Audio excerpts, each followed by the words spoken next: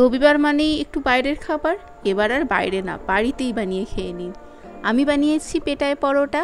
তার জন্য ময়দা নিয়েছি, তাতে দিয়ে দিয়েছি পরিমাণ মতো নুন, বেকিং পাউডার এবং ময়ানের জন্য তেল। তারপর জল দিয়ে একটা ডো করে নিতে হবে। ডোটা দেখতেই পাচ্ছেন কতটা নরম করে করেছি। এই রকম করেই আধ ঘন্টা রেস্টে রেখে দিতে হবে এবং তারপর এটাকে বেলতে হবে।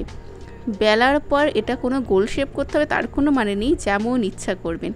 তারপর ওপরটাতে একটু সামান্য তেল ও ময়দা ডাস্ট করে মাঝখান থেকে কেটে এরকম গোল গোল শেপ করে নেবেন। সবগুলো হয়ে গেলে তারপর এটাকে একদম পাতলা পাতলা করে বেলে নিতে হবে। পাতলা করে বেললেই ব্যাস।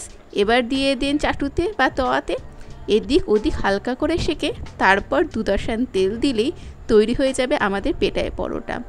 এরবার আবার কি, 2 হাতে জোরে ধাপাধাপ পিটিয়ে দিন। এই রবিবার আর পরোটা দোকানে লাইন দিতে হবে না, বাড়িতেই বানিয়ে